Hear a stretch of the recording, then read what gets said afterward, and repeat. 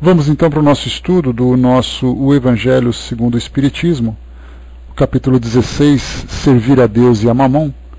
Nós vamos para o item número 7, Desigualdade das Riquezas, a partir do tópico aqui número 8. Então, no nosso encontro anterior, nós conversamos um pouquinho a respeito da utilidade providencial da fortuna, né, que é exatamente para que serve a riqueza no nosso mundo de hoje. Trouxemos aqui alguns dados, algumas estatísticas interessantes. Bom dia, Armando. Algumas estatísticas a respeito das grandes fortunas do planeta, as grandes empresas, a quantidade de funcionários que essas empresas contratam, empregam, né? O tipo de ramo em que elas atuam, a promoção que elas realizam no desenvolvimento da tecnologia, do avanço do nosso planeta, né? Então fomos trazendo aqui várias informações para a gente analisar um pouquinho sobre essa questão da utilidade providencial da fortuna. E naturalmente também nós vimos que muitas vezes essa riqueza ela acaba sendo para nós, em vez de ser um instrumento de construção, ela acaba sendo exatamente um instrumento de destruição, né? A destruição do caráter, a destruição do equilíbrio moral de cada indivíduo, ou daqueles que desfrutam dessa riqueza, que muitas vezes a riqueza ela não está acumulada apenas na mão de uma pessoa, mas ela está acumulada na mão de uma comunidade, de uma nação. Então nós vimos aqui vários aspectos dessa questão. Agora no nosso estudo de hoje, então, a desigualdade das riquezas, que é uma consequência natural desse nosso estudo. Então, já que a riqueza existe, porque a pergunta é, por que ela não existe para todos, mas somente fica concentrada na mão de alguns? Né? Lembrando que naquela pirâmide social, bom dia, Dudu, naquela pirâmide social nós temos ali que a riqueza se encontra acumulada na mão de uma pequena comunidade que se encontra no topo da pirâmide, enquanto que a base é formada exatamente daqueles que vivem, né, de suas necessidades básicas, e além daqueles grupos intermediários. Então, por que não temos uma riqueza distribuída igualmente entre todos? De que modo que o mundo espiritual entende essa questão da distribuição da riqueza, e de que modo também que os espíritos evoluídos vivendo no mundo também evoluído entendem essa questão da riqueza, né? Já que a riqueza ela é material. A fortuna, o dinheiro, as posses é algo material. E os espíritos, atingindo um determinado patamar evolutivo, já não vivem materialmente. Eles vivem, na verdade, numa dimensão do pensamento, das ideias, dos valores. Então, consequentemente, a riqueza não tem importância nenhuma. Então, a riqueza apenas existe nesse ambiente onde nós estamos nessa fase inicial de desenvolvimento. A partir do momento que o espírito ascende a uma camada mais evoluída, dentro desse campo moral, a matéria já não faz mais diferença. Inclusive ontem estudamos, né, no livro A Gênese a respeito dos fluidos, e começamos a entender então que o espírito, na verdade, tudo que ele necessita é dentro do campo moral, dentro do campo do pensamento, e o fluido que tem ali à sua volta para que ele possa utilizar de acordo com a sua necessidade. A matéria tem pouca importância. Então ela é importante para nós. E ainda assim a gente faz um raciocínio percebendo que estarmos todos aqui no mundo de provas e expiações mostra para nós exatamente o grau de evolução que nós temos. Esse grau de evolução, ele vai depender, ele vai incluir os nossos valores e também os nossos intelectos, né, ou o nosso intelecto, o desejo, o impulso, as nossas intenções. Então, estando nessa faixa ainda inferior dessa camada evolutiva, né, porque a gente lembra, naquela escala que Kardec traz para nós, nos mundos primitivos, né, onde os espíritos, na condição humana, onde os espíritos, na condição humana, estão se desenvolvendo, se adaptando a sua inteligência, aos seus valores, às suas habilidades, analisando as suas tendências. Depois começa uma fase de maior esclarecimento, quando ele começa então a sofrer as consequências das escolhas que faz, e depois ele sai dessa fase e já começa a viver naquele processo de regeneração, onde ele já não tem mais as preocupações primitivas que tinha antes, né, lidar com tendências, lidar com seus vícios, com suas fraquezas, mas ele começa a viver, entrar nesse mundo das virtudes. Então a gente pode dizer que no mundo de regeneração, nós começamos a entrar no mundo das virtudes, mas ainda de uma forma inicial, né, obviamente, mas é naquela fase em que nós começamos a experimentar o resultado das virtudes como uma consequência das escolhas que nós fazemos, sem sofrer aquele aspecto doloroso das escolhas equivocadas. Então as escolhas começam a se tornar mais acertadas e, consequentemente, os resultados vêm de uma forma mais positiva. Conforme a gente vai vivendo, experimentando a vivência nessa fase de regeneração, que é essa que nós estamos entrando agora, nós iremos depois para os mundos felizes, onde todos nós ali fazemos as escolhas certas, discernimos certo e errado, valores bem desenvolvidos, virtudes bem desenvolvidas, a inteligência bem desenvolvida, completamente imaterial, porque os espíritos vivem no plano, agora no plano etéreo, sem a necessidade das encarnações como um processo evolutivo, a não ser que seja, nesse caso, como sendo ali uma missão para esses espíritos, para impulsionar os mundos inferiores, e depois ele vai para os mundos angelicais. Nesse caso, né, ou para o mundo angelical, porque a gente pensa em mundos angelicais como se tivéssemos vários mundos, né, mas dá para entender que não existe mais, para os espíritos puros já não existe mais fronteiras. Eles todos estão numa mesma sintonia com o pensamento divino, com o pensamento de Deus. Então, entrando nos mundos angelicais, os espíritos são puros. Então, enquanto nós estamos aqui nessa faixa de interação com a matéria, a riqueza é necessária para nos dar recursos para a nossa própria sobrevivência. Precisamos sustentar o nosso organismo, precisamos desenvolver os nossos valores, então a riqueza para nós é necessária para gerenciar, né, ou para oferecer para nós esses recursos, inclusive nos ajudar na gestão desses recursos também. Só que, obviamente, como estamos ainda nessa fase inicial do nosso desenvolvimento, é natural que haja essa desigualdade, de acordo com a tendência de cada um.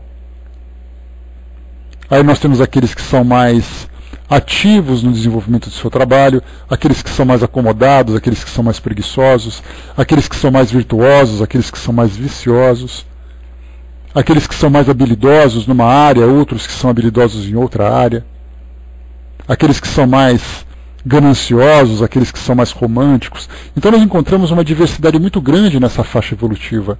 Daí então nós temos aqueles que se preocupam mais com essas conquistas e aqueles que querem se aproveitar das conquistas sem trabalhar para conquistá-las.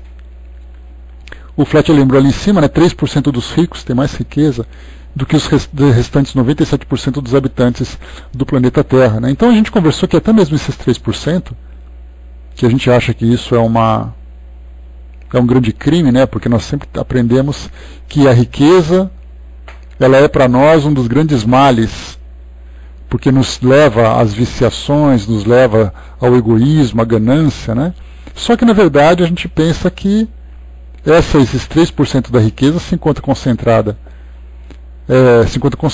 né, nas mãos de empresários, pessoas que gerenciam grandes empreendimentos.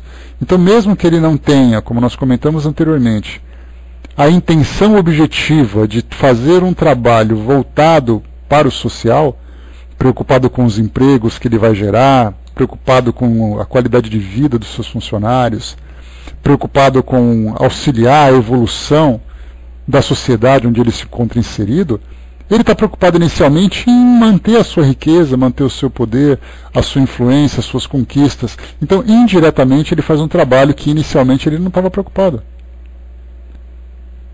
A preocupação dele era, não, isso aqui é minha empresa, isso me pertence, essa riqueza é minha, eu quero tudo para mim. Mas sem que ele perceba, ele está fazendo esse trabalho secundário. Agora nós temos também aqueles que têm essa preocupação. Sim, é um trabalho que eu gosto de fazer, é um trabalho que me proporciona conforto, me proporciona riqueza, mas eu tenho certeza que eu posso compartilhar isso tudo com todos aqueles que dividem comigo esse mesmo trabalho. Então já é uma consciência diferente. Então, esses 3%, sem dúvida nenhuma, são aqueles que têm condições de conquistá-la, porque a riqueza não vem de graça para ninguém, a não ser que você jogue na loteria ou receba a herança de um sheik árabe que é da sua família. Do contrário, você vai ter que trabalhar duro para conquistar isso. Então, esse trabalho duro, independente da ambição, da ganância, demonstra para nós, ou exige dessas pessoas, a habilidade e o talento para essa conquista. Então, Kardec comenta inicialmente para nós aqui exatamente isso, que essa desigualdade que existe entre a riqueza, ela também traz para nós a desigualdade dos interesses, a desigualdade das capacidades, a desigualdade da inteligência, a desigualdade dos valores. Então, uma desigualdade, na verdade, de vários elementos. O Elcio colocou lá em cima, os que buscam empregar seus bens também no bem de outros são os primeiros a beneficiar-se dessa fonte, no prazer e felicidade de poder auxiliar, que se constitui no verdadeiro prazer da alma e não os prazeres materiais do egoísmo, que deixam sempre um vazio no coração, né? Então Fenelon trouxe para nós esse ensinamento. Isso mostra, naturalmente, para nós também que essa conscientização ela vai se desenvolvendo com o passar do tempo. Não é algo que a gente nasce consciente. Todo mundo quer desfrutar de prazeres, porque estar aqui no nosso mundo, vinculado num corpo como o nosso, ele é para nós um grande sofrimento. O espírito, quando reencarna, ele reencarna já preparado para os sofrimentos que esse corpo físico vai oferecer. Porque não é simplesmente as circunstâncias em si. O espírito, quando ele reencarna, só para a gente ter uma ideia, ele reencarna num corpo que ele precisa ser constantemente lavado, alimentado, tratado, curado, mantido. Apresenta para o espírito uma série de restrições de locomoção, do seu potencial mental, vamos dizer assim, nessa faixa mental. Ele é obrigado, então, a conviver com circunstâncias no seu dia a dia, provocadas por essas limitações que ele vivencia. Então, estar encarnados para nós é uma grande restrição, uma grande dificuldade. Dá a impressão assim, eu sou um espírito. Claramente, usar para nós uma analogia, né, ou duas analogias, você é um peixe solto no oceano e você fica preso dentro de um aquário. Ou você é um pássaro solto e você fica preso numa gaiola. Usando uma comparação muito pobre, a gente pensa na liberdade que o espírito desfruta enquanto ele se encontra liberto da matéria, e depois vem imposto pela sua reencarnação. Vem essa restrição imposta pela reencarnação. Então, estar encarnado para nós é uma dificuldade muito grande. Então, é muito natural que nós, por não termos ainda esse grau de conscientização da importância de estarmos encarnados, do porquê reencarnarmos, o que nós vamos conquistar com essa reencarnação, nós chegarmos aqui e começarmos então a buscar tudo aquilo que proporciona para nós o mínimo de prazer. É como se nós fôssemos lançados num deserto e a grande preocupação que a gente tem é buscar sombra e água fresca. Já que eu estou aqui, eu vou tentar viver o melhor possível. E para proporcionar o conforto material para todos nós, diante de todas essas restrições, nós vamos buscar essas facilidades. E inicialmente a facilidade vem através do quê? Do conforto material. E o conforto material é adquirido através do quê? Da riqueza. Então a gente vê que o raciocínio é muito fácil. Por que todos nós buscamos a riqueza? Porque todo mundo gostaria de ser rico, gostaria de ganhar na loteria, gostaria de poder viajar, desfrutar de bons ambientes. Por que isso tudo? Porque estarmos encarnados é para nós uma dificuldade muito grande. Então nós vamos trabalhar para minimizar tanto quanto possível, ainda que seja de uma forma inconsciente, essa nossa condição. Quando a gente assiste a esses documentários que falam sobre o reino animal, bom dia Cessa, bom dia fraterno, do reino animal, como por exemplo Discovery Channel da vida aí, ou então o National Geographic, que fala sobre a África, nós temos ali os leões numa savana africana ou em qualquer outro lugar, caçando, e depois que eles caçam, eles vão lá para baixo daquela árvore, dar aquela descansada. A gente vê que os nossos animais domésticos, não precisamos ir tão longe assim, né? Você pega o seu gato, o seu cachorro, ele sempre vai buscar um ambiente, um lugar que para ele é confortável. Ele vai tomar a aguinha dele, vai deitar ali na sombrinha gostosa, vai subir no sofá, na cama, onde ele gosta de ficar. E então ele vai ficar curtindo aquele ambiente. Por que ele faz isso? Porque instintivamente ele busca uma condição e um ambiente que para ele proporciona prazer. Nós, como temos a inteligência mais desenvolvida e com capacidade de criar situações e encontrar recursos para o nosso conforto, a gente sabe que através da riqueza, da troca da riqueza, que isso foi algo que aconteceu há milhares de anos, quando o homem percebeu que a riqueza podia ser trocada por outro tipo de conforto, por outro tipo de riqueza. Então ele pensou o seguinte: quanto mais riqueza eu tiver, quanto mais bens acumulados eu tiver, melhor será a minha vida aqui. Então, assim como os animais fazem isso instintivamente, o homem também faz instintivamente, só que é recheado com um grau de inteligência, que ele encontra formas mais fáceis, formas mais vantajosas de encontrar esse conforto, só que ele nem sabe por que ele está procurando esse conforto. Ele nem se dá conta que ele é um espírito imortal, mas ele quer viver bem. Já que ele está aqui, ele vai viver bem. Então aqueles espíritos, nós podemos perceber que os espíritos mais evoluídos, que chegam aqui no nosso mundo numa condição de missionários, eles vivem sem a necessidade desse conforto excedente, desse conforto supérfluo que nós temos hoje. Vivem apenas com aquilo que é necessário. Tanto que eles se devotam muitas vezes a uma causa espiritual, a uma causa social, vivendo humildemente, e a sua grande preocupação está voltada exatamente para o trabalho que ele tem que realizar.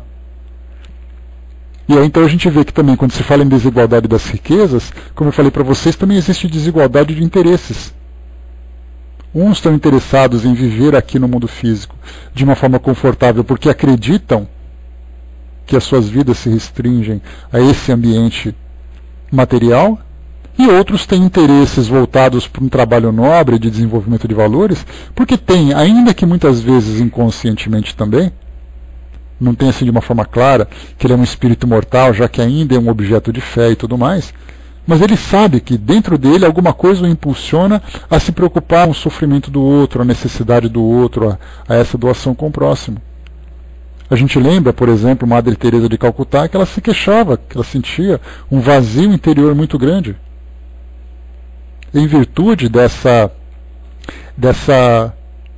fé que muitas vezes faltava para ela. Então ela falava assim: eu não consigo sentir Jesus, não consigo, mas eu tenho necessidade de auxiliar o próximo. Então estarmos encarnados, essa coisa de apagar nossa memória, de vivermos uma crença que não traz para nós esse esclarecimento, nós somos movidos pelos nossos impulsos, de acordo com o nosso desenvolvimento. Então, tanto também existe essa desigualdade. Não, mas na verdade, Fletcher, como eu comentei um tempo atrás, a gente pode pensar, dentro do meio espírita, para aqueles que são realmente grandes estudiosos, para aqueles que são conscientes da sua importância como espíritos, encarnados e tudo mais, uma loteria seria sim o desenvolvimento de um trabalho social belíssimo. Então Jesus não teria essa preocupação, porque ele demandaria essa tarefa para aqueles apóstolos, né? Pega essa riqueza e começa a fazer esse trabalho de esclarecimento e de acolhimento. Já para nós a primeira coisa é: opa, vamos viajar, vamos comprar coisa e tal, e depois a gente vai naturalmente distribuindo isso dentro das possibilidades, né? O Elcio colocou, né, a Europa só evoluiu em termos tecnológicos, culturais e sociais, levando consigo o resto do mundo, quando as pessoas em condições sociais inferiores se revoltaram e foram à luta. Aquilo que a gente conversou no estudo anterior, Elcio, acho que você não estava aqui com a gente, quando se falava sobre a utilidade providencial da riqueza, nós chegamos a conversar um pouquinho sobre essas passagens que nós tivemos na história da humanidade, principalmente a partir das grandes navegações no século XVI, quando os homens começaram então a utilizar essa riqueza para as grandes conquistas, para as grandes descobertas, para os grandes investimentos. Então, a princípio era assim: o dinheiro acumulado na mão de poucos, e esses poucos desfrutando então dessas conquistas que iam realizando. Mas com o passar do tempo, chegando ali no século XVIII, nós começamos a ter ali a Revolução Industrial, então novas formas de ganhar riqueza, mas em consequência disso nós tivemos também revoluções sociais, novas formas de trabalho, outras tentativas, né, foram criados, como por exemplo, né, o marxismo, depois veio ali o socialismo, veio aquele socialismo utópico, que era uma preocupação que se tinha com a população mesmo, com a sociedade. Depois nós tivemos ali o capitalismo se desenvolvendo, o positivismo também. Então várias outras. Nós podemos perceber que quando se estuda a história, Pois é, né? Capítulo importante aquele lá. Então, quando se estuda história, nós estudamos simplesmente fatos. Aconteceu isso naquela época com aquela pessoa e teve essa consequência. Aí depois passa um pouquinho, muda, passou. Quando nós começamos a estudar a história a partir da perspectiva espírita, e muitas vezes a própria burguesia, o surgimento da burguesia, acabando com o feudalismo, modificando a relação da igreja, tudo isso que nós vemos a partir da perspectiva espírita, nós não vemos fatos apenas, nós vemos encadeamento de fatos. E esses encadeamentos de fatos mostram para nós a evolução da sociedade, a evolução da inteligência e a modificação de valores. Então, na verdade, todos esses sistemas que foram surgindo no decorrer da nossa história foram tentativas que os homens foram impondo ou foram apresentando para encontrar a melhor forma de viver. Algumas deram certo, outras fracassaram. Aquele grande imperialismo que havia, né, nos milênios anteriores, onde nós tivemos o Império Romano, tivemos ali o Império de Alexandre o Grande, tivemos depois ali o Império Egípcio, foram tentativas que não deram certo, porque com o passar do tempo a própria sociedade foi exigindo também o seu próprio espaço.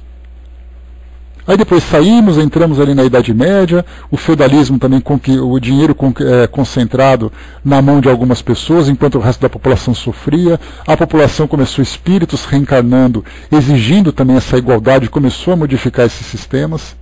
E hoje nós estamos vivendo num sistema polarizado entre o capitalismo por um lado e um socialismo que já não é mais o socialismo puro, como aconteceu no século XVIII, século XIX. Século XIX, precisamente, né? Então nós estamos ainda tentando. Leon Denis mesmo, ele tem um livro que ele fala sobre o socialismo.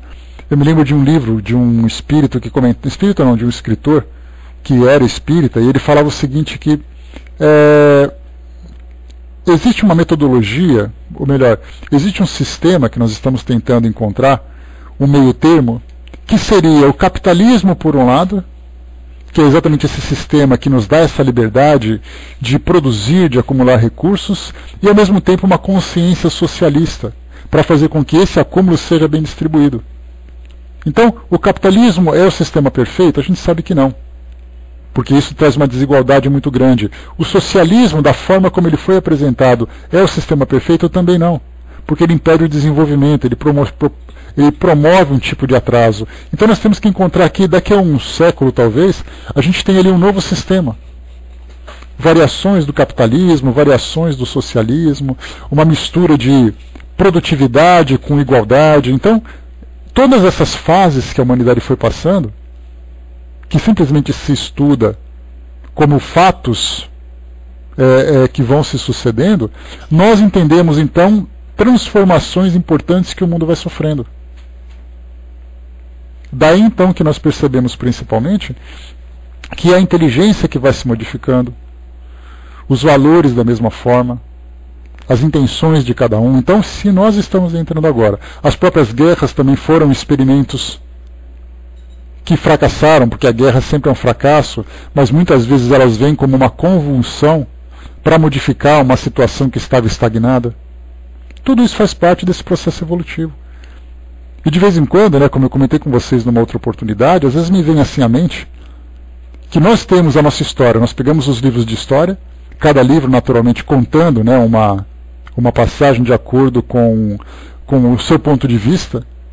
Então nós temos o Brasil, nós temos os nossos livros de história contando um determinado evento. Você vai nos Estados Unidos, você encontra livros que contam aquela mesma história a partir de outro ponto de vista.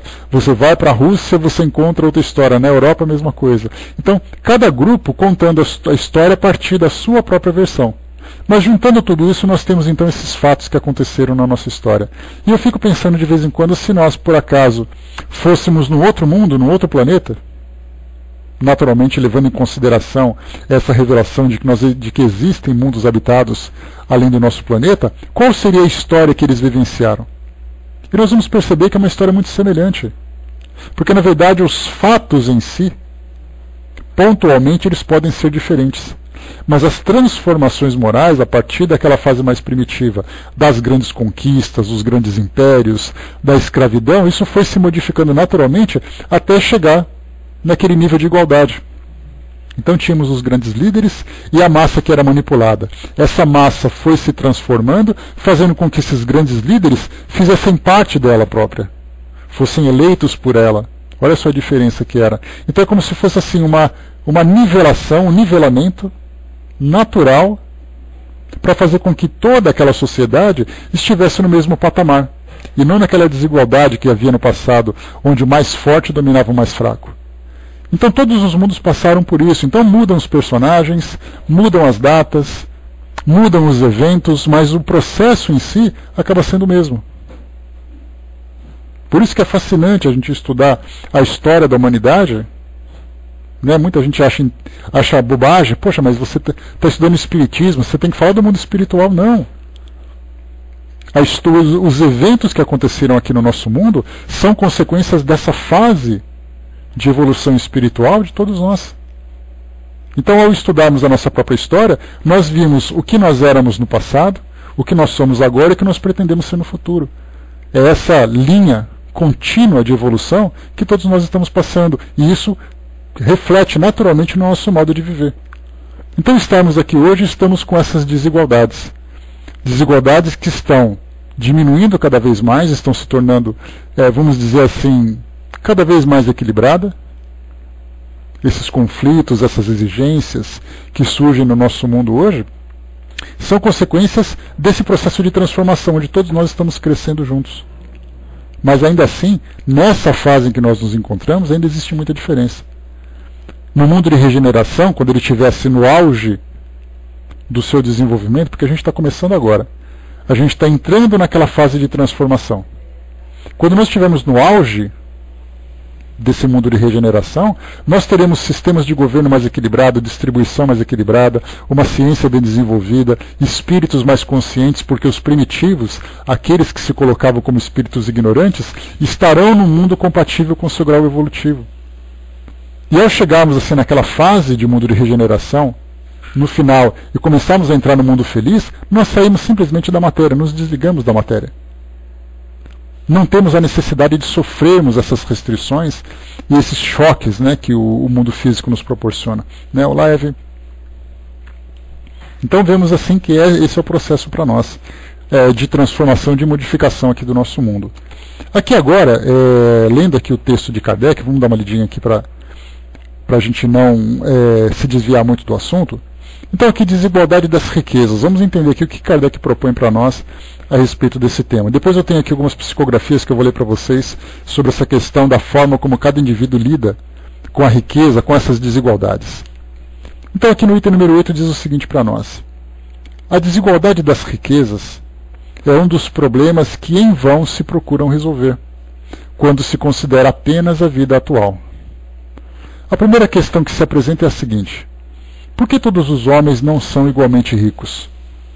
Por uma razão muito simples. É que não são igualmente inteligentes, ativos e laboriosos para adquirir, nem sóbrios e previdentes para conservar. Aliás, é uma questão matematicamente demonstrada que, supondo-se feita essa repartição, o equilíbrio seria rompido em pouco tempo, supondo-se em virtude da diversidade de caráteres e aptidões, que, supondo-a possível e durável, tendo cada um somente o necessário para viver, isso equivaleria ao aniquilamento de todos os grandes trabalhos que concorrem para o progresso e o bem-estar da humanidade, que, portanto, supondo-se que ela desse a cada um o necessário, desapareceria o estímulo que impulsiona as grandes descobertas e os empreendimentos úteis. Aqui a gente dá uma paradinha para a gente analisar. Kardec ele propõe o seguinte para nós. Para entendermos essa desigualdade, em função das capacidades de cada um, aquele que é mais capaz conquista mais, né, são ali proporções diretamente, né, proporcionais, né, são ali razões diretamente proporcionais. Quanto mais capacidade, maior a riqueza que ele pode acumular, quando se trata de riqueza. Maiores são as suas realizações. Quanto menores as capacidades, obviamente nós teremos ali poucas conquistas, poucas realizações. Então, se nós pegarmos assim, a igualdade das riquezas, nós tivemos vários exemplos, né, que eu já citei para vocês aqui em outras oportunidades, vários exemplos onde riquezas foram distribuídas indistintamente.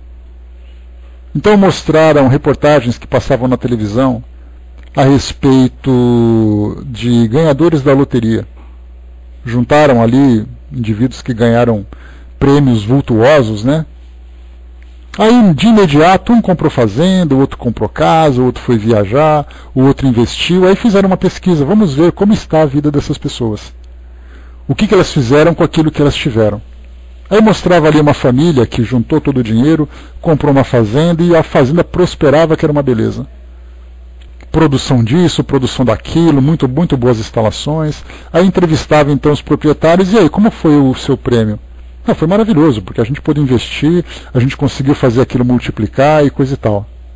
Aí depois foi entrevistar um outro, também comprou uma fazenda. Quando ele chegou lá, aquela fazenda toda cheia de mato, todas as máquinas enferrujadas, os animais já não existiam mais, porque ele teve que vender aquilo que ele comprou inicialmente para pagar suas dívidas. E aí foi entrevistando cada um. O outro comprou uma casinha aqui, distribuiu ali e continua trabalhando do mesmo jeito porque o dinheiro dele não rendeu. Ele foi comprando tudo aquilo que ele gostava, né? Comprava um carro, comprava isso, comprava aquilo, e a vidinha dele ficou exatamente como era, modificando apenas ali a conquista de um ou outro patrimônio. Então a gente vê que uma grande quantia como essa, nós pegamos aqui no Brasil, por exemplo, agora, temos ali um prêmio acumulado na Mega Sena de 30 milhões de reais. E a gente pensa assim, nossa, 30 milhões de reais, o que eu faria com isso? Eu vou comprar isso, eu vou guardar, eu vou fazer, tá. Daqui 5 anos a gente conversa para ver o que você fez com o seu dinheiro. A nossa intenção, obviamente, não é perder esse dinheiro. A nossa intenção é fazer com que a gente tenha uma vida tranquila com ele. Mas a pergunta é, nós saberemos gerir esse dinheiro, cuidar dele para que ele se mantenha e para que ele seja produtivo? E um outro exemplo que surgiu também, que foi feita uma pesquisa há muitos anos, foi quando surgiu o primeiro Big Brother aqui no Brasil. Aquele prêmio de R$1 milhão. Então teve ali o primeiro Big Brother, naquela primeira geração teve uma pessoa que ganhou, depois teve o segundo que ganhou, depois teve o terceiro que ganhou, e foram entrevistar esses ganhadores. O que eles fizeram com esse 1 milhão? A gente fala assim, mas 1 milhão não é tanto dinheiro assim. Loteria te dá 30 milhões, mas 1 milhão é um dinheiro considerável. O que você fez com ele? Uma pessoa investiu, o outro começou a viver uma vida social ativa em função desse dinheiro, e pouco tempo ele acabou. Então é a mesma coisa, nós vemos hoje assim, que essas nações que são construídas e acumulam suas riquezas, que têm uma estrutura social, uma boa infraestrutura, tem ali uma condição financeira para poder oferecer esse patrimônio. Se nós tirássemos, vamos pegar por exemplo a Alemanha, considerada ali o país mais rico da Europa, um dos mais ricos do mundo, vamos tirar todos os alemães da Alemanha e vamos colocar, fazendo uma comparação, vamos pegar nós brasileiros, proporcionalmente àquela população, vamos pegar os brasileiros para viver lá. Durante quanto tempo a gente conseguiria manter aquela estrutura que eles têm? Em termos de qualidade de vida, de investimento, de tecnologia, nós seríamos capazes de viver a vida dos alemães? Temos que ser sinceros. Fazer essa comparação. De pegar, por exemplo, a vida de quem mora no Japão, alta tecnologia, uma disciplina ímpar, um trabalho exemplar que eles desempenham com seus valores, com suas culturas, com seus defeitos. Se tirassem todos os japoneses do Japão e colocassem proporcionalmente brasileiros para viver lá, como seria a nossa vida lá? Quanto tempo nós demoraríamos para modificar aquilo que eles estão vivendo, para melhor ou para pior? Então nós percebemos assim que tudo aquilo que vem sendo desenvolvido e vem sendo acumulado é uma questão de trabalho contínuo, sustentado em valores que cada grupo tem, para melhor ou para pior. Falei para vocês da Alemanha hoje, mas a Alemanha também tem a sua história suja. Basta a gente lembrar da Segunda Guerra Mundial, da Primeira Guerra Mundial, basta a gente lembrar do Japão também na sua época. Nós vamos colocar uma diferença, vamos pegar o Brasil aqui, a gente acha que o Brasil é o bonito por natureza, deitado eternamente em berço esplêndido e coisa e tal. Vamos pegar ali uma comunidade africana, como por exemplo a Etiópia, a Somália, que são países muito pobres, vamos colocar essas pessoas para viver aqui no Brasil. O que eles fariam com o Brasil? Qual é a capacidade que eles têm de manter aquilo que o Brasil tem, ou fazer com que o Brasil se torne melhor ou pior? É simplesmente assim. Para a gente não ir tão longe, vamos pegar os nossos alunos aqui do Brasil e vamos colocar todos eles dessas escolas públicas numa escola particular de alto nível. O que eles fariam com essas escolas? É daí então que a gente começa a perceber o que é desigualdade intelectual, o que é desigualdade de valores. A gente tem que reconhecer isso. Porque não é simplesmente assim, vamos trocar as pessoas, trocar as peças de lado no tabuleiro, que tudo vai dar certo, tudo vai ficar igual. Não vai ficar igual. Não fica igual. Pega alguém de uma pequena comunidade que vive nas grandes cidades e faça ela morar num condomínio de alto padrão. Como vai ser a vida dela? Pega alguém que vive num condomínio de alto padrão e a coloque numa comunidade simples. Quais seriam as transformações que cada grupo proporcionaria vivendo naquele ambiente? Eu me recordo de um comentário que se fazia na escola quando eu era garoto, quando nós estudávamos geografia, principalmente no Nordeste brasileiro. Falando sobre o sertão, falando sobre aquela parte do Agreste, né, aquela parte que é complicada de se viver, onde nós vemos ali tantas dificuldades. Aí o pessoal falava assim, mas ali nada dá certo. Nós temos a indústria da seca, nós temos ali os interesses políticos para manter aquela situação, para ficar ali consumindo cada vez mais recursos. Aí eu me lembro que um professor falava assim, pega ali um grupo de japonês e coloca para morar ali no sertão para você ver o que acontece. Eles vão fazer aquilo lá virar uma floresta amazônica, pelo conhecimento, pela perseverança, pelo interesse que eles têm, pela carência de terras que eles moram numa ilha. Uma ilha que é praticamente uma ilha vulcânica, que tem terremotos e tudo mais. Coloca no Nordeste, naquele lugar daquele tamanho, para você ver o que eles fazem. E a gente ficava pensando, digerindo essas informações naquela época, para a gente imaginar assim, poxa, mas será que eles fariam tanto assim? Era aquela questão de pagar para ver, né? Eles olhariam aquela terra toda seca, começariam então ali a maquinar a tecnologia deles, o dinheiro que eles possuem, puxa cano para cá, monta a usina para lá, de repente a gente teria terras férteis no meio do sertão. Então isso pode parecer uma visão pessimista, mas a gente tem que entender que essa desigualdade de riquezas, ela acontece em função da nossa desigualdade intelectual e também moral. E é isso que Kardec coloca para nós aqui. Mais uma vez ele diz assim, é uma questão matematicamente demonstrada, que supondo-se feita uma repartição, o equilíbrio seria rompido em pouco tempo, em virtude da diversidade dos caracteres e aptidões. É exatamente isso que a gente colocou. Coloca todo mundo no mesmo patamar e espera para ver. Quem vai prosperar, quem vai estagnar e quem vai retroceder na sua condição. É mais ou menos a história da parábola dos talentos que nós já lemos aqui nesse capítulo. Quando a gente pega, por exemplo, aquele que recebeu 5 talentos, dobrou os 5 talentos, outro recebeu 2 talentos, dobrou os 2 talentos, e o recebeu 1 talento, ele enterrou porque tinha medo de perder. Isso mostra também nessa parábola, embora ela tenha ali um cunho moral, mostra também para nós essa questão da desigualdade intelectual de cada um, da capacidade de cada um. Vocês estão me ouvindo, né? Me dão aqui, por favor, pessoal. Todo mundo quieto aí? Tá, né? Então, ou vocês estão prestando atenção, ou vocês estão distraídos, ou vocês estão chocados, né? Mas vamos em frente. Nós estávamos aqui, então... Tá. Se Deus a concentra em alguns lugares... É para que dos mesmos ela se expanda em quantidade suficiente segundo as necessidades. Admitindo-se isso, pergunta-se por que Deus a concede a pessoas incapazes de fazê-la frutificar para o bem de todos.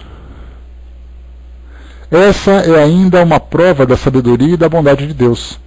Ao dar ao homem o livre-arbítrio, quis que ele chegasse, pela sua própria experiência, a discernir o bem e o mal, de maneira que a prática do bem fosse o resultado dos seus esforços, de sua própria vontade. Ele não deve ser fatalmente levado a um nem a outro, pois então seria um instrumento passivo e irresponsável como os animais. Aqui então, nessa parte, Kardec coloca que nós não somos colocados aleatoriamente numa condição de riqueza ou de pobreza. Na verdade, nós vamos atraindo essas condições de acordo com as nossas necessidades evolutivas. Nós precisamos dar uma lapidada no nosso caráter em determinado aspecto, que para que isso aconteça, nós temos que estar inserido numa determinada circunstância. Porque do contrário seria improdutivo.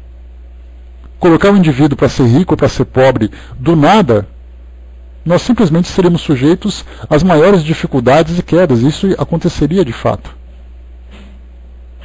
Então por isso nós vemos aqui que essa demonstração da inteligência de Deus é exatamente oferecer os recursos de que cada um necessita no tempo certo, na hora certa. Um outro detalhe importante que a gente colocou aqui em cima também, foi colocado aqui em cima um detalhe importante aqui, né? Se Deus a concentra em alguns lugares, é para que os dos mesmos ela se expanda em quantidades suficientes segundo as necessidades. Eu cheguei a comentar com vocês aqui numa outra oportunidade a respeito das nações que nós temos no planeta hoje, que se apresentam tecnologicamente, socialmente, economicamente mais desenvolvidas. Então nós pegamos os países do hemisfério norte, em especial europeus, da América do Norte, pegamos ali da Ásia, da Austrália também, lá no nome da Oceania também. Temos ali países que têm uma ótima qualidade de vida e tudo mais. E existe entre nós um certo revanchismo de achar, por exemplo, que aquele país é mais desenvolvido do que o outro por uma questão de competição. Mas nós nos esquecemos do planejamento reencarnatório. Só para a gente poder tirar um pouquinho dessa parte social de dinheiro, vamos pensar intelectualmente. Onde os grandes gênios da humanidade reencarnavam naquela parte da Idade Média, da Idade Moderna? Eles nasciam onde havia recursos e condições para que eles pudessem se desenvolver. Imaginemos, por exemplo, Leonardo da Vinci nascendo na África do Sul. Naquele país, com aquele atraso social que havia no século XV, século XVI, que a gente está falando aqui. Que, aliás, a única coisa que a gente lembra da África no século XVI é a questão da exportação, porque já que os escravos eram nada mais, nada menos do que produtos, eles eram exportados aqui para os países das Américas. Então imagina Da Vinci nascendo na África. Imagina Johann Kepler, grande astrônomo do século XVII, reencarnando lá no Paquistão. Então a gente pensa, por que esses gênios se destacaram? Não é porque nacionalmente, patrioticamente, um é alemão, o outro é italiano. Eles nasceram nesses ambientes porque nesses ambientes havia recursos para que eles pudessem mostrar aquilo que eles, o talento, as habilidades, o conhecimento que eles dispunham. Então nós tivemos ali grandes nomes, Galileu Galilei, Nicolau Copérnico, Johann Kepler, tivemos ali Thomas Edison, tivemos depois Albert Einstein e tantos gênios. Então, na verdade, esses espíritos, quando eles vão programar as suas encarnações, não é na moedinha que eles soltam. Eu vou reencarnar, eles pegam aquele globo, né, igual fazem nos filmes, pega o globo, gira, fecha o olho e põe o dedo. Se você vai ser um cientista, onde você vai reencarnar? Num ambiente de alta tecnologia para que você possa desenvolver. Se você é um artista e você vai demonstrar determinado talento, onde você vai reencarnar? Num ambiente onde as artes podem proliferar. Muitas vezes a gente fica procurando os grandes focos, né? Onde estão então os grandes gênios? Podemos perceber por que os Estados Unidos têm ali tantos e tantos prêmios Nobel. A Europa também tem tantos e tantos prêmios Nobel de ciência, de matemática, de economia, de química, física. Onde que esses espíritos reencarnam? Não é à toa que esses países detêm essa maior quantidade. É porque esses espíritos reencarnam num lugar onde eles podem manifestar o seu conhecimento.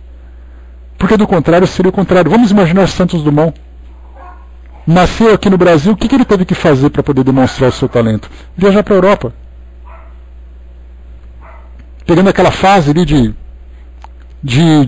onde aflorava a cultura, aflorava a ciência. Então ele teve que emigrar para outro país para poder mostrar aquilo que ele fazia. Muitas vezes um grande nome nasce aqui no Brasil, ele vai estudar fora, buscar recursos para depois voltar para cá. Então nós vemos que essa questão de patriotismo é uma questão humana. Mas nós aqui, dependendo das nossas necessidades e das nossas capacidades, de acordo com a missão que nós temos que desempenhar, nós vamos reencarnar num ambiente que vai nos oferecer recursos para isso. Seja num ambiente pobre, seja num ambiente rico.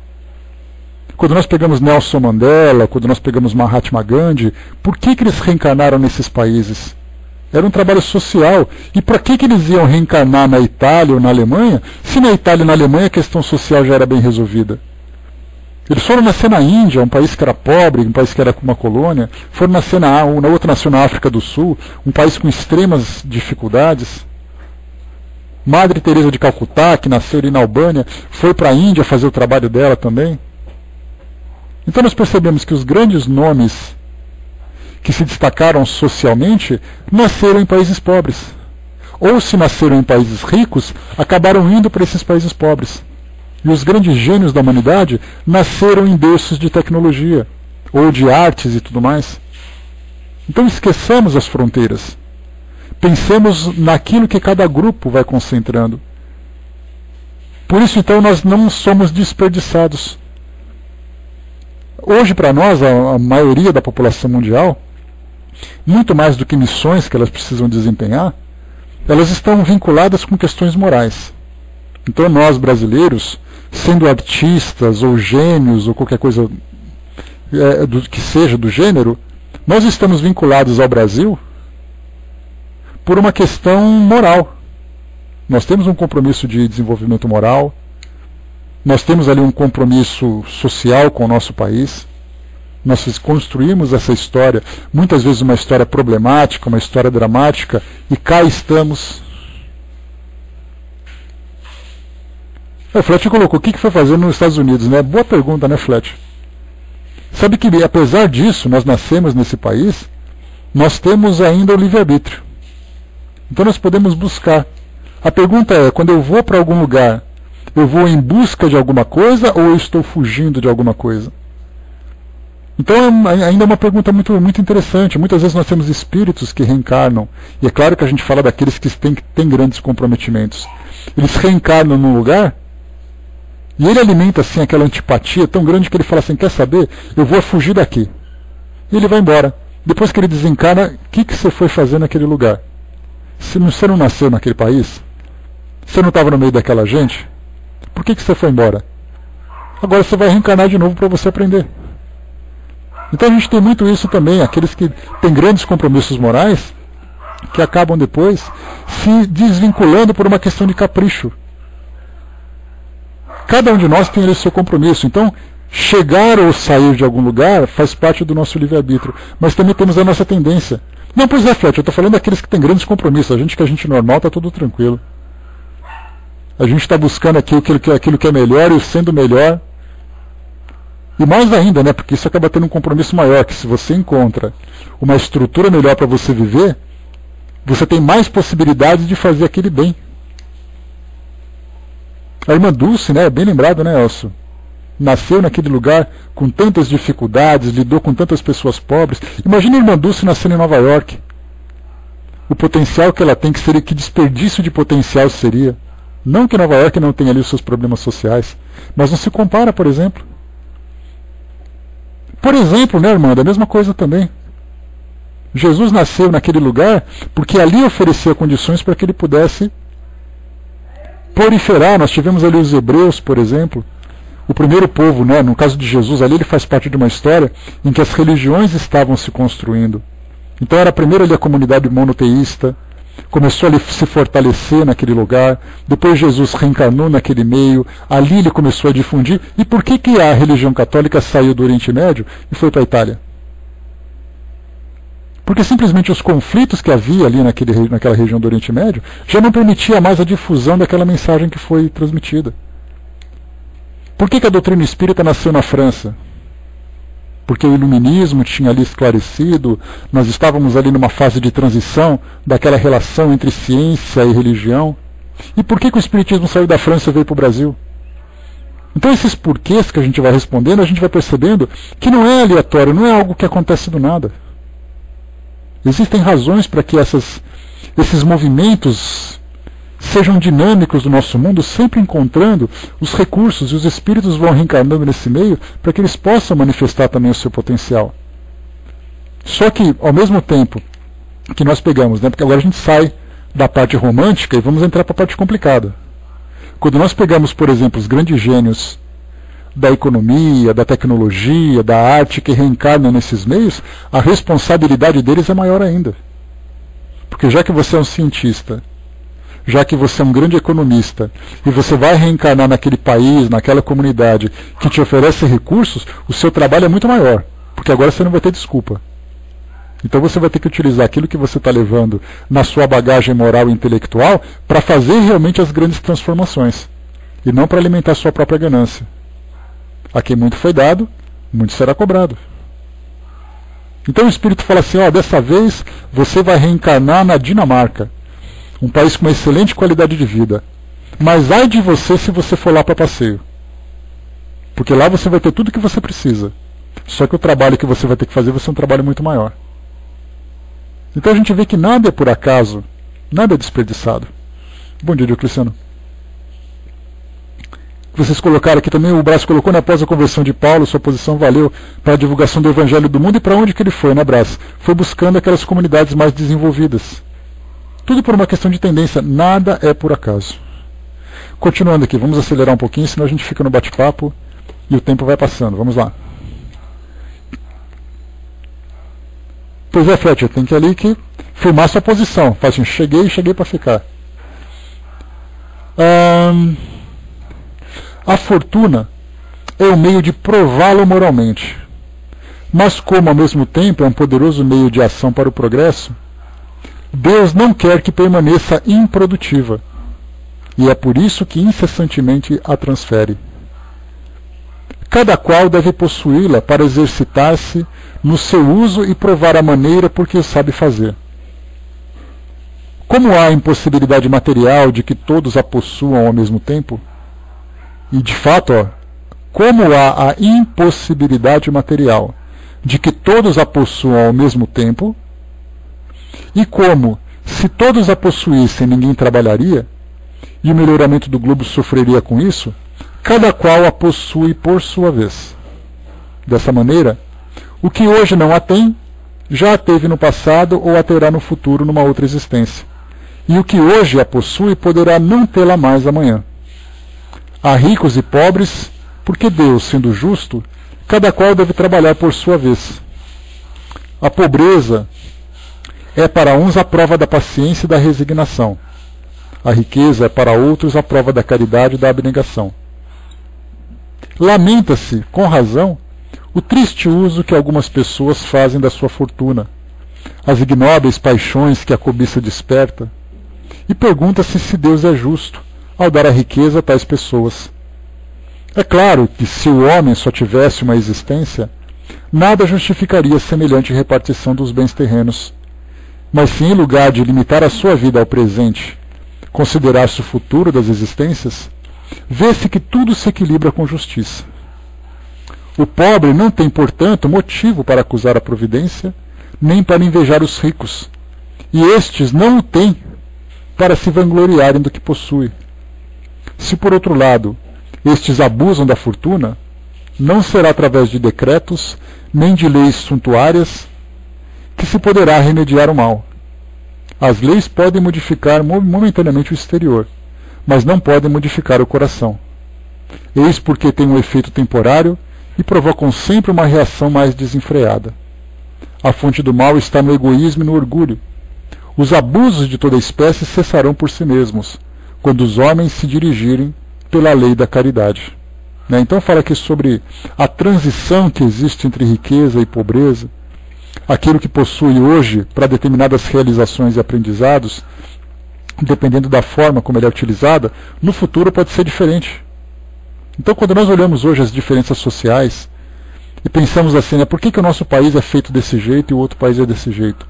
Por que fulano mora de um jeito, vive de um jeito e eu vivo desse jeito? Por que ele trabalha daquele jeito e eu trabalho de outro? Então, na verdade, nós temos ali capacidade de cada um e as oportunidades que vão surgindo, de acordo com suas necessidades. E todos nós temos que experimentar. Se eu não consigo, por exemplo, desenvolver a minha sensibilidade para a dor do outro, para a necessidade do outro, para desenvolver esse sentimento de solidariedade que todos os espíritos deverão desenvolver, se eu numa condição abastada olhe para o outro com indiferença, o que vai fazer com que eu desenvolva esses valores é vivendo no meio dele. É daí então que a gente vai gradualmente transitando entre as várias situações de saúde, de doença, de riqueza, de pobreza. Não vou dizer de inteligência e ignorância, porque isso não é uma concessão, isso é uma conquista. Mas muitas vezes você tem inteligência, não a genialidade, uma inteligência mais desenvolvida, mas você vive num ambiente em que te tolhe. Tira a sua liberdade, a sua possibilidade de você manifestar aquilo que você traz. Muitas vezes uma questão racial, uma questão nacional, uma questão étnica, religiosa, tudo isso para nós são impedimentos ou possibilidades que vão surgindo. Então hoje nós estamos no Brasil, hoje vocês estão no país que vocês vivem, mas e amanhã? Amanhã o destino vai mostrar de acordo com a necessidade de cada um. Se vocês tiverem merecimento, se nós tivermos merecimento, ou a falta dele, para continuarmos onde nós estamos, nós continuaremos até que isso seja modificado pelas nossas próprias ações. Ninguém é castigado ou punido. O castigo e a punição é uma visão nossa, de acordo com os prazeres que nós buscamos. Se eu tenho grandes prazeres, eu fui beneficiado. Se eu não tenho prazer, eu fui castigado. E, na verdade, nós estamos desenvolvendo valores, algumas vezes de uma forma bastante dolorosa pela nossa resistência. A gente lembra que quando você vai fazer a lapidação de um diamante bruto, nós usamos então as pedras com graduações diferentes. Quanto mais resistente a pedra, o esmeril tem que ser mais abrasivo. Quanto menos resistente for aquela pedra, mais sutil será aquela outra pedra também. Então tudo acontecendo da forma como deve acontecer. Vamos ler aqui para a gente poder fechar nesses minutinhos finais que faltam. Eu trouxe para vocês aqui 3 psicografias daquela minha coleção, né? Essas psicografias foram recebidas pela minha prima lá na Comunhão Espírita de Brasília. E aí, como vocês se lembram, ela sempre me mandava para a gente poder compartilhar. E eu separei aqui 3 psicografias. Elas foram recebidas em 2004. São 11 anos já, bastante tempo, né? E de 2004 para cá, então, dessas 3, as 3 falam sobre essa questão da desigualdade das riquezas. Algumas histórias eu já contei para vocês aqui, né? Mas, Manuela, bom dia. Algumas histórias eu já contei para vocês, mas aqui a gente vai ler a psicografia para ler exatamente os detalhes da história, né? Então essa primeira aqui, ela foi recebida em agosto de 2004. Esse espírito disse o seguinte: há dias desejo vir aqui. Há dias o desejo de vir aqui se faz presente. Somente hoje pude comparecer. Ora era meu desequilíbrio que me impedia, ora era uma emergência que surgia. Passaram-se muitos dias, meses talvez, e hoje pude vir. Parece que não foi à toa. Na minha última encarnação fui uma pessoa de posses. Tive propriedades, carros, animais, joias, serviçais, riquezas, enfim. Nasci, como se diz, em berço de ouro. Usei, porém, esse empréstimo divino sempre para meu prazer e para satisfazer minhas vontades e meus desejos mais secretos. Cultivei a vaidade, a indolência em seu último grau. Somente meus desejos me interessavam. Jamais ajudei a quem quer que fosse. Jamais me preocupei com o bem-estar daqueles que me serviam. Como não poderia deixar de ser, chegou o dia em que desencarnei e pude me ver face a face com os meus atos. Ou melhor ainda, com a minha total ausência de atitude diante de tantas mazelas. Não creio ser necessário descrever agora tudo por que passei. Fui perseguido, amaldiçoado, abandonado. Recebi de volta tudo o que tinha feito aos meus semelhantes. Muito tempo se passou, até o dia em que fui socorrido. Muito mesmo. Hoje me sinto-me um pouco melhor. ainda há chagas em meu corpo, ainda há feridas abertas em meu coração, ainda há o peso do sentimento de culpa. Por tudo que passei, amigos, é que quero alertá-los de uma verdade que vocês conhecem muito bem. Daqui nada se leva. Somente nossos atos e pensamentos nos acompanham. Procurem trilhar a vida de vocês dentro da retidão, da bondade e da caridade. É esse certamente o caminho até Jesus. Que Deus nos abençoe hoje e sempre. Então, uma pequena mensagem ilustrando para nós exatamente esse tipo de a desigualdade da riqueza, a oportunidade que cada um reencarna num ambiente bem estruturado, com fartura, e o uso que se faz disso. Kardec falava exatamente sobre essa movimentação que nós temos, né, de condições existenciais aqui no mundo físico, ora na riqueza, ora na pobreza, e nós vemos aqui uma condição clara do que é para um espírito valorizar esse tipo de experiência. Da riqueza que ele teve, que em vez de utilizar essa condição que ele tinha, que ele recebeu, ele na verdade utilizou de uma forma egoísta. E aí então Kardec lembra muito disso, ele fala, né, que o que leva à pobreza muitas vezes é a ostentação da riqueza, o que leva à doença muitas vezes é o abuso da saúde. Então aqui está um exemplo para nós de um depoimento simples, mas que dá para a gente estimular a nossa imaginação para vermos no nosso mundo hoje várias e várias situações que podem se encaixar nessa condição.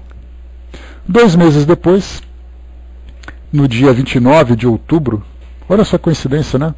Exatamente 11 anos cravados, né? Temos aqui uma outra psicografia, né? CT colocou para nós, né? Hoje estou ouvindo um pouco recolhido do frio que estou sentindo devido à minha condição de saúde atual, né? Então, confiança aí que a saúde vai se restabelecer com certeza. Então vamos lá, 29 de outubro de 2004, né? Foi coincidência hoje.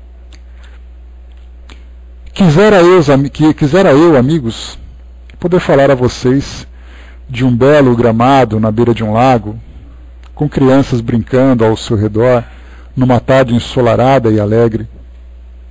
Um dia eu, quando criança, estive num lugar assim. Ficava na São Paulo, que não existe mais, porque isso se passou há muitos anos atrás. Cresci lá, estudei, tornei-me brilhante advogado como meu pai. E iniciei uma promissora carreira seguindo seus passos. Herdei clientes e escritório montado, e pude desfrutar de sua companhia e experiência por longos anos. Porém, diferentemente de meu pai, eu não tinha tantos escrúpulos. Meu pai, se percebesse que a pessoa que o procurava não tinha recursos para pagá-lo, aceitava a causa e defendia de graça, sem nada cobrar. Sempre achei aquilo um absurdo. Ora, se não podia pagar, que procurasse outro escritório, não o nosso, renomado e reconhecido pela eficiência e sucesso. Quando meu pai se foi, deixando meu trabalho e o escritório às minhas diretrizes, eu, já casado e com 3 filhos, passei a adotar minha posição firme e fechei a porta àqueles que não podiam me recompensar financeiramente. Ah, se eu soubesse o quanto isso iria me custar. No começo muitos me procuravam esperando encontrar em mim a mesma receptividade que encontravam em meu pai, mas aos poucos fui mostrando a eles que comigo a coisa era diferente. Passados alguns meses, só os mais desavisados ainda apareciam por lá. Os outros foram buscar ajuda em outros lugares. Só me ficaram os clientes endinheirados, que de tão gananciosos faziam todo tipo de tramóia e depois me procuravam para limpar seus nomes. Fiquei ainda mais rico, e quando parti, deixei um belo patrimônio à minha família. Um de meus filhos seguiu meus passos, e continuou usando o escritório que existe até hoje. Ele voltou a adotar a filosofia do avô. Quando me vi fora do corpo da carne, e percebi que da vida nada se leva senão as boas ações, pensei que seria perseguido em todos os minutos por aqueles aos quais havia fechado as portas e me recusado a auxiliar. Mas não. Poucos deles reencontrei aqui, e todos me foram extremamente simpáticos e compreensivos. Que vergonha senti. Hoje sigo em paz dentro do possível. Dói-me a consciência quando penso em quantas almas eu poderia ter ajudado, quantas vidas poderia ter vivido com mais dignidade se eu tivesse feito um movimento para ajudá-los. Como sei que o arrependimento sem ação não leva a nada, a forma que encontrei de compensar as minhas faltas é inspirando meu filho, que lá trabalha, a continuar a obra de meu pai. Ele é um menino de ouro e está sabendo aproveitar todas as oportunidades que o dinheiro farto coloca à sua disposição. Façam o mesmo, meus amigos. Não desperdicem nem tempo, nem oportunidade de ajudar o seu próximo, mesmo que sejam pessoas que vocês nunca mais verão. São filhos de Deus, como todos nós. Obrigado por me ouvirem e pensem na história que contei a vocês. É a história dos meus erros e podem bem ser a história dos seus acertos. Então aqui, essa mensagem que chegou sobre essa história, né? Eu sempre comento ela porque ela é muito interessante para nós, ela traz um grande aprendizado para todos nós. Depois, uma semana depois, né, eu comentava com vocês que essa mensagem veio logo após, mas na verdade foi uma semana depois, no dia 5 do 11, né, 5 de novembro de 2004, veio essa psicografia. Ela diz assim: olha, eu vou dizer uma coisa para vocês. Ouvi aqui um de vocês dizer que a prova da riqueza é mais difícil que a da pobreza. Eu não concordo. Eu quero mesmo aprovar essa prova da riqueza. Na minha última vida aqui na Terra, nasci numa família pobre, muito pobre mesmo. Não tínhamos roupas nem comida. Muitas vezes dormi com fome, passei o dia com fome. Éramos 8 filhos e ninguém seguiu estudando. Vivíamos num barraco imundo, sem conforto algum, privados de todo e qualquer luxo. Olha, não foi uma experiência boa não. É muito ruim não se saber como será o amanhã, ou pior, saber que ele pode ser até pior do que foi hoje. Essa pobreza toda acabou abrindo as portas para os vícios e o tráfico de drogas e, é claro, acabei morrendo antes da hora. Hoje ainda luto para me livrar dos sintomas da abstinência, mas ainda não consigo sequer imaginar viver uma vida igual à última. No dia em que eu tiver que voltar, espero poder nascer numa família um pouco mais abastada e equilibrada, para que eu encontre as bases para uma vida correta e sem vícios. Até outro dia, colegas. Boa sorte a todos nós. Então, isso porque essas duas mensagens, na época, elas vieram porque estava sendo estudado exatamente, porque antes do trabalho mediúnico que era feito, era primeiro lido um texto do Evangelho e foi aberto exatamente sobre essa parte da desigualdade das riquezas, que nós estamos estudando agora. E aí, então, numa semana, como era assim, uma sequência de estudos, numa semana veio aquela mensagem da riqueza e na semana seguinte veio essa da pobreza. Exatamente para ilustrar esse tema que a gente está estudando hoje.